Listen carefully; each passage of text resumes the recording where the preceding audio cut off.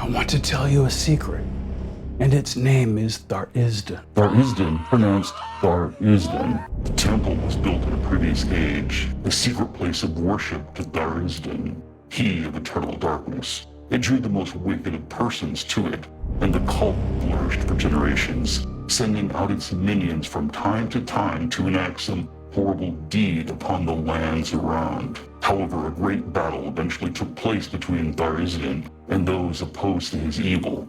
Unable to destroy him, they were strong enough to overcome his power and imprison him somewhere, by means none have ever been able to discover. Thus, Tharizdun disappeared from the face of the earth and from all of the other known planes, and has not been seen again since. Last year, I attempted to make the best Tharizdun video ever made. My channel was new to making these videos, but I think I still came pretty close. Now, however, after a year of production and editing experience behind me, I know I can improve on that. So I present you now with what I hope will be the Tharizdun video used for everyone wishing to include the God of Madness in their games. And a good place to start is the seminal adventure module by Gary Gygax, WG4, the Forgotten Temple of Tharizdun. Tharizdun is the ultimate evil, known by many names: the Chained Oblivion, the Author of Wickedness, He of Eternal Darkness, He Who Waits, the Father of Elder Evils. And hello, it's me again, your friend and host Atten here at We Love TTRPGs. The Forgotten Temple is an old school adventure and a must-have for every game master. Created by Gary Gygax, this classic first edition Advanced Dungeons & Dragons adventure is the perfect choice for players seeking a new type of challenge to test their wits and skills. The adventure is 32 pages and has maps printed on the inside and the front of the back cover. It has unique art that was created by freelancer Karen Nelson, and I do not know of her work appearing in any other TSR publications. Gary chose her as he wanted to get the module finished quickly rather than wait on TSR's in-house production. Apparently that entire module, the maps and the art, was produced in approximately a month, a record for TSR at the time, and may have caused a bit of embarrassment for their production team. The Forgotten Temple of Tharizdun was ranked the 23rd greatest D&D adventure of all time by Dungeon Magazine in 2004. It is said Gygax based his dark god on Robert J. Kuntz's dark god, Tharizdun. And though the correct pronunciation is Tharizdun, you're welcome to pronounce it however you want. In fact, it may be wise to intentionally mispronounce his name to avoid attracting this mad god's attention, or that of his maniacal, crazed cultists. The adventure is important for many reasons, and this was one of my favorites at the time of its release. This is the same copy I've owned since 1982, and it was the first adventure that had me questioning how inhabitants of a dungeon might respond to an invasion of their lair. I won't bore you with another diatribe about how early dungeon design often made no sense, how so many official published adventures lacked an ecosystem, how players could just casually waltz around from room to room murdering everyone while the inhabitants in the next room wouldn't even respond. Oh, dang it. There I go again. Well, the Forgotten Temple of Tharizdun changed all that, at least for me. This adventure led the way in showing how the population of a dungeon might rise up and respond in force to a group of dungeon invaders. This is the adventure that first introduced us, or me at least, to Annis hags, creatures similar to night hags and bogarts, an immature form of will-o-wisp. It also used monsters from the Fiend Folio, in addition to the first edition AD&D monster manuals. And of course, was the adventure that gave us the evil deity Tharizdun, who has since become very influential in D&D lore. A 5th edition conversion for the adventure is available on the DM's Guild website.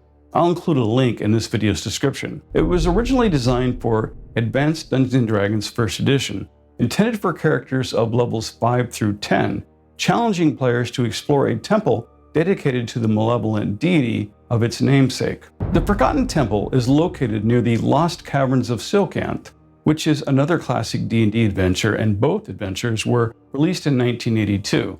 The Forgotten Temple was given the designation WG4, while the Lost Caverns were S4. Officially, both are located in the southern Yaddle Mountains on the world of Greyhawk. When the two are connected, it is suggested the players discover the temple by helping residents of Gnome Vale.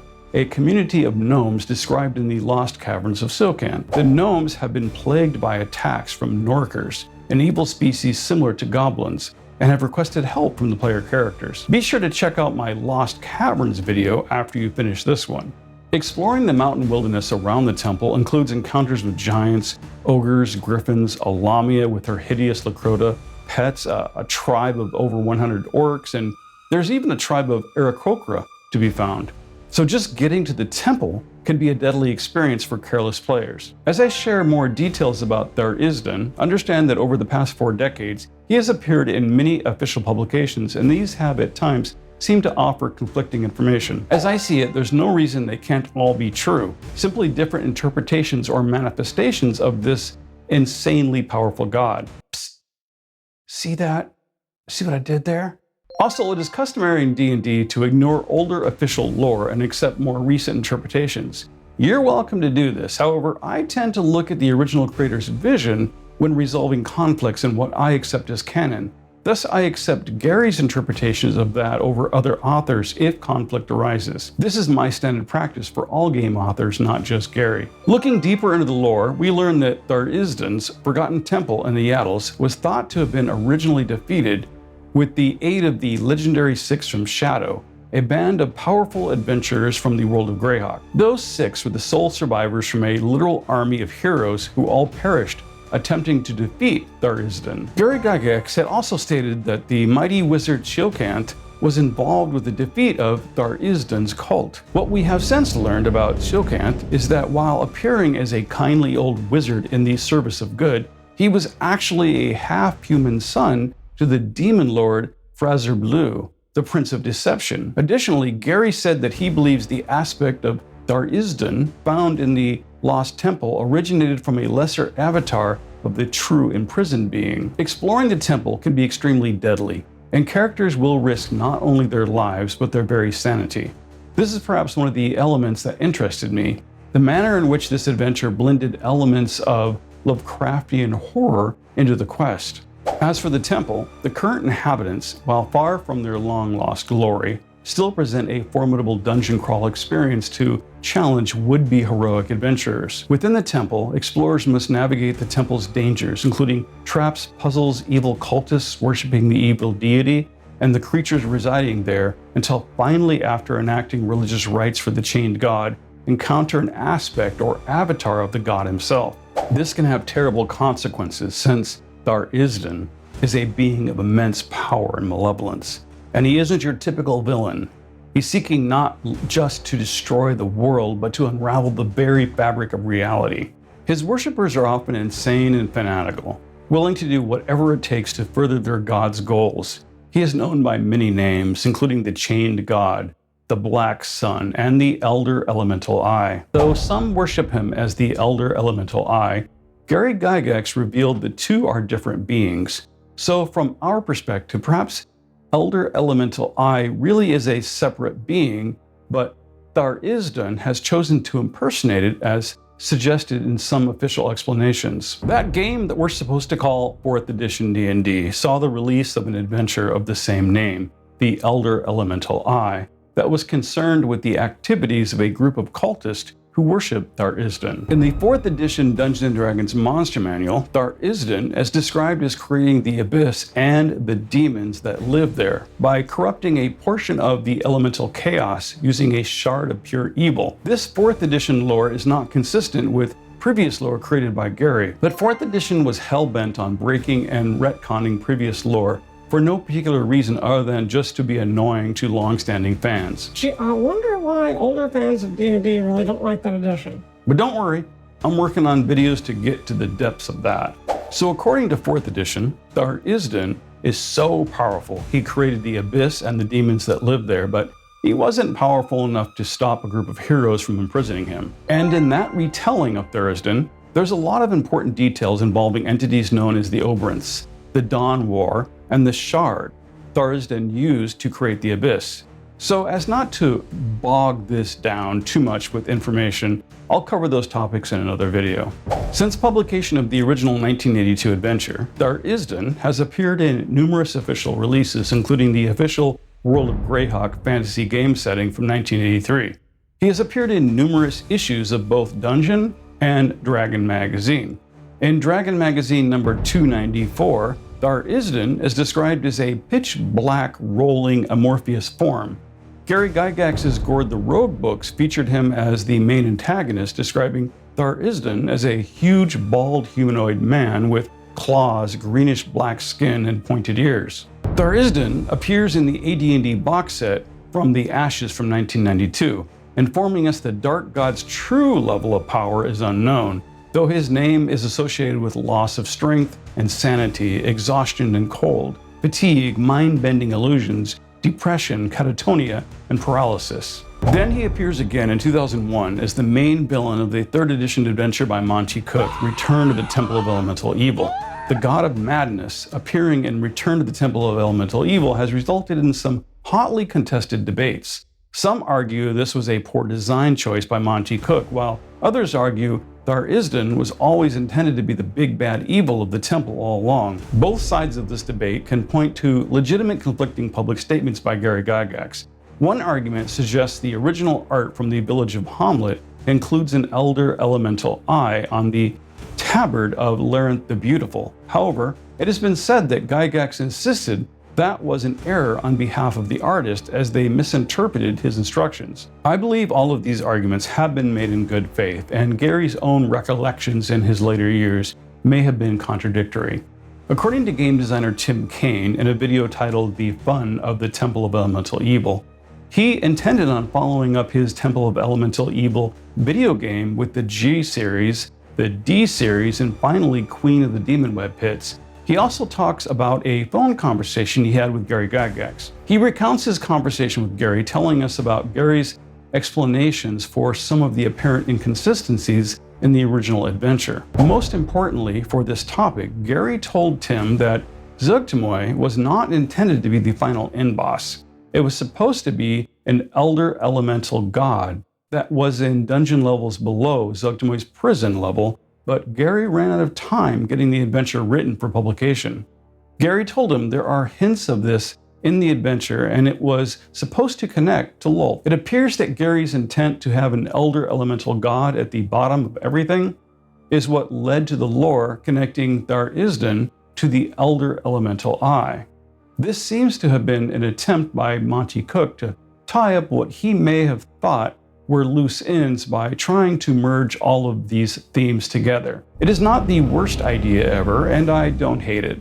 I think it was a brave and bold move, but I can see how it may have annoyed someone with deeper knowledge of the lore. Ultimately, how you resolve these conflicts are your choice. In a game with gods and magic, it is possible for superior evil beings to be in many places and take the form of many things at the same time. Likewise, some of these powers may choose to impersonate other beings for their own purposes that us mortals may not comprehend. In the Appendix 2, the worship of Tharizdun, found in the Return to the Temple of Elemental Evil, it tells us the cultists of Tharizdun hate existence itself and seek to further the will of their destructive evil deity to bring it all to an end. No greater threat exists in the world than these deranged, dark-hearted fanatics. Unfortunately, or perhaps fortunately, few people today even know that the ancient deity these cultists devote themselves to exists. The section includes further details about the cult, his priests, and the Madness domain. More recently, the 5th edition adventures Ghosts of Salt Marsh and Princes of the Apocalypse are touched by the god's evil influence, while the book Mordenkainen's Tome of Foes lists Tharizdun as one of the elder evils. Also important to know, though the 5th edition D&D adventure Ghosts of Salt Marsh features Tharizdun, the original 1st edition adventure Sinister Secret of Salt Marsh did not. It was released in 1981, a year before the Forgotten Temple. In 2019, Matt Mercer introduced a cult dedicated to freeing Tharizdun as a major antagonist in the 2nd campaign of Critical Role. In Dragon Magazine number 353, they described Tharizdun's demi-planar prison as a massive crystalline cyst, roughly 1 mile in width, and heavy with the presence of its shackled occupant. It is found in the depths of the ethereal plane and moves 20 feet per round at the whim of the one imprisoned within. The prison allows outsiders to enter, but escape is impossible, short of a wish or miracle. It is a place where time does not pass, and though physical escape is impossible, the imprisoned god may communicate with mortals or fiendish creatures through dreams. Any creatures foolhardy enough to come within 500 feet of the demiplane is subjected to the imprisoned god's dreams and will be drawn into the prison. It is rumored that Tharizduns could escape his prison if he only tried, but he is deceived by his own dreams of a multiverse where his goals succeeded and he successfully destroyed all of reality, reforming it in his own wicked imaginings. But in the Abyssal Plague D&D book series, the author seems to have retconned established lore and explained that Tharizdun's prison exists in a universe that has long since been destroyed by that realm's own version of the Abyss, known as the Void Harrow. Possessing a slight sentience with the ability to corrupt and warp living creatures, the Void Harrow had spent an eternity alone in its realm of utter destruction before Tharizdun was imprisoned there. In this version of the story, the gods confined him there as punishment for creating the Abyss.